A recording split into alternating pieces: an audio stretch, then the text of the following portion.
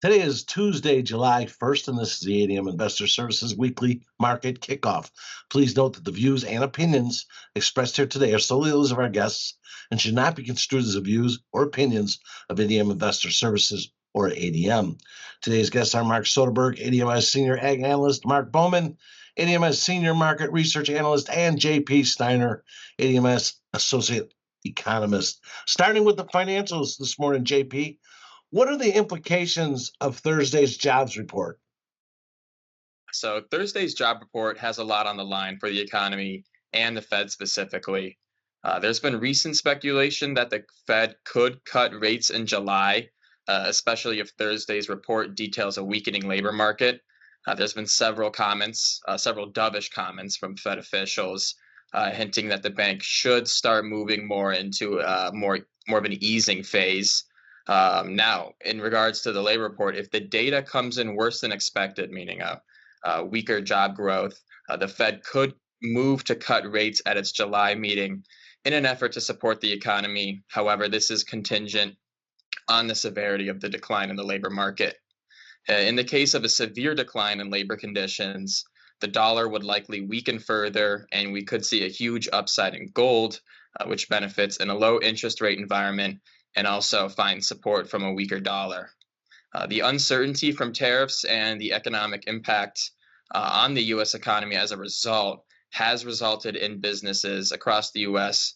pausing hiring as they await for better clarity on what the level of tariffs will be against major trading partners, which they get a lot of imports from, so they can better forecast their financials. Now, this has resulted in a labor market where recent college grads have been struggling to find opportunities for work and also given pause to business leaders who worked hard after the pandemic to find employees, creating somewhat of a standstill dynamic in the labor market as employees are unsure whether to keep employees or lay off employees. So they're just kind of waiting to ride out the storm. Now, if the report matches expectations or is better than expected, we could see support for the dollar and affirm that the Fed will likely keep rates steady at its July meeting. Initial jobless claims have been creeping higher over recent weeks, and the unemployment rate has remained steady around 4.2%. Now, getting into the specifics of the report, non-farm payrolls are expected to increase by 120,000, which is nearly a 20,000 decline from May's figure. And the unemployment rate is expected to inch higher to 4.3%. Additionally, average hourly earnings are expected to rise 0.3% month over month.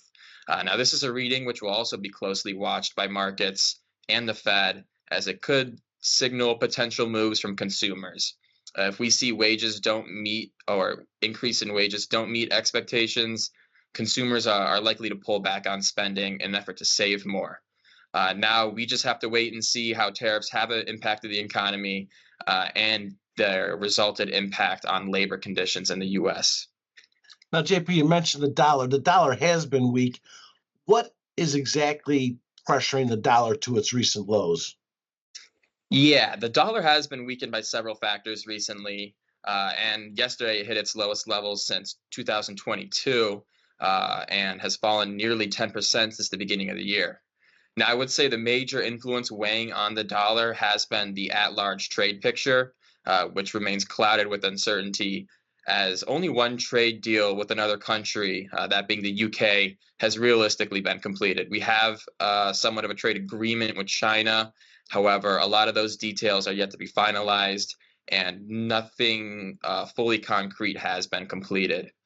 President Trump's self-imposed July 9th deadline for trade deals is nearing, and the level of tariffs which we could see set against other countries is worrying investors because, quite frankly, they just don't know what it's going to be. Traders are also worried about the impact of these tariffs on the U.S. economy. That uncertainty has led a flight away from the dollar, as investors are looking to other currencies and other markets to get returns, as they expect the impact of tariffs to likely dampen economic growth in the U.S. So they're trying to seek returns elsewhere. Additionally, the Trump administration has reportedly been seeking to lower the dollar's value against other currencies to help make U.S. exports more affordable for other countries, in part of the administration's effort to reduce the country's trade deficit. Another impact on the dollar has been the tax and spending bill that's making its way through Congress, which is expected to add $3.3 trillion to the U.S. debt. This bill would likely require the Treasury Department to increase the size of its longer-term debt auction sizes, and the added debt has worried markets over the U.S.'s larger debt picture, which currently is at an unsustainable level. Additionally, as I mentioned earlier, the recent buildup of speculation that the Fed could cut rates sooner rather than later has also contributed to the dollar's downside. Several Fed officials have had dovish comments over the Fed's potential moves, despite Powell's reiteration that the Fed is in a solid place to react to any economic changes. Now, traders will be keeping their eye on Thursday's non-farm payroll report for an up-to-date reading on the labor market, which, all in all, has held up well despite the uncertainty. As I said earlier, a weak reading could prompt the Fed to cut rates at its July meeting to help support the economy, which would pressure the dollar even further. And a reading that matches or is above expectations will dull any speculation of a July rate cut and offers some more near-term support for the dollar. Thanks, JP. Let's look at the grain markets. Mark Soderberg, with this week's USDA report behind us, what will the ag markets focus on the balance of this holiday week? Yeah, with yesterday's data largely in line with expectations, market has quickly moved on to what's up next. And like every year at this time, ag markets will be particularly sensitive to weather moving forward. Corn conditions right now, they're at the best readings at this time of year in 7 years. Drought conditions across the Midwest just continue to trend lower. And right now, extended forecasts look non-threatening, looking out all the way into the middle part of the month. So, and that's right when the corn crop will be at the height of its pollination stage. For soybeans, much of the Midwest will be in its critical pod filling stage late this month and into August. So right now it appears we're going to at least enter this stage in fairly good position. Wheat came out of yesterday's report with at least something friendly to focus on. While the USDA raised their winter wheat acreage, the planted acres, 10,000 acres yesterday, they actually slashed harvested acres by nearly 900,000, assuming a higher level of abandonment in the southern plains. So perhaps we've got a floor support here under the wheat market. But beyond weather, the market will focus, of course, on a big, beautiful bill as it appears to be moving through the Senate. One of the key features here is looking to ban feedstock produced outside of North America used to produce biofuels. So this has given soybean oil a little bit of a boost today. Ongoing trade talks with China will hopefully provide better trade relations moving forward for both countries and here domestically for our U.S. soybean farmers. And I think the big thing moving forward in corn is just going to be just how big is this Brazilian crop as they get deeper into their second crop harvest. We've seen some mammoth yields and some huge production forecasts that could really eat into the U.S. share in the global export market for the 25-26 marketing year. And that's a big factor in what's driven corn prices now down very close to that $4 level. And Mark, what's your early expectations for next Friday's USDA report? Well, I don't think the USDA is going to change their corn or soybean yields in July. Looking back over the last 15 years, they've only changed yields in July twice, and both those years were lower. So right now I'm leaning higher down the road, but not this month. You take the new acreage figures, you plug in the trend line yields. You've got soybeans coming out only 9 million bushels higher at 4.331 billion. My guess is the USDA will sit tight another month with these current demand estimates. Waiting to see how trade negotiations with China pan out for at least the next 30 days. In corn, I think you're going to see production slip just over 100 million bushels to 15.7 billion due to the slightly lower acres. I would expect the USDA to be a little more aggressive on lowering the demand, given what I think will be a higher, probably much higher Brazilian corn estimates. Right now, I'm leaning towards corn ending stocks inching up to about 1.8 billion, despite the lower production. My sense is gradually over time, it'll work closer to 2 billion bushels. Mark Bowman, cotton was also covered in the acreage report yesterday. How does yesterday's report set the cotton up for this summer? So the acreage report they put planted area at 10.12 million acres. This was up from 9.867 million in the March planting perspective report, and it also above the average expectations where they were calling for a drop to 9.7. So the fact that the acreage went up instead of down from the March number, and it was even above the upper end of trade expectations, was viewed as particularly bearish. If we put those numbers into the supply demand sheet, it puts stocks to usage now at 32.8%, which is up from 30.3 in the June WSDA report, but down from 33.3% for last year.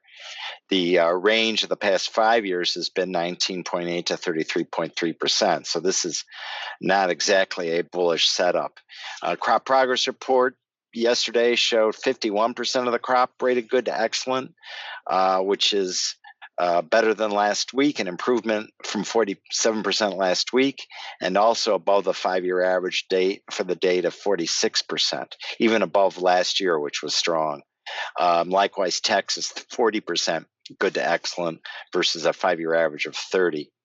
So the crop's in pretty good shape. Texas will need timely rains to stay in good shape, but overall, growing areas without drought, only 3% of the area experiencing drought in the most recent assessment. So cotton needs a strong demand setup, and that's been elusive. Export sales so far this year for the 24-25 and even the upcoming 25-26, both the lowest in 10 or 12 years. China basically absent from the market. They've cut back significantly in recent years, partially due to U.S. tariffs on imported goods from Xinjiang over the treatment of the Uyghurs there. Vietnam and Pakistan, the big buyers. And with that deadline coming up on the tariffs, it will be important to see some deals develop not only for China, but with Vietnam too. Mark, it seems like weather has been the only story for the soft commodities in recent years. Can you give us a rundown on the current situations for coffee, cocoa, and sugar? Sure. We've been all three crops have had some bad weather over the last couple of years, and things are looking benign at this point. So just need to keep an eye on a few things that might change that pattern. Starting in the cocoa, West Africa is in its rainy season. Rain amounts have been good, some weeks heavier than others, which is actually pretty good for the crop. You don't want too much rain and not enough sunshine because that can cause problems with diseases. A couple of years ago in August, we had severe problems with that we had black pod disease and swollen shoot disease that damaged production, damaged the trees, and that's really what kickstarted that rally that ultimately took prices to all-time highs.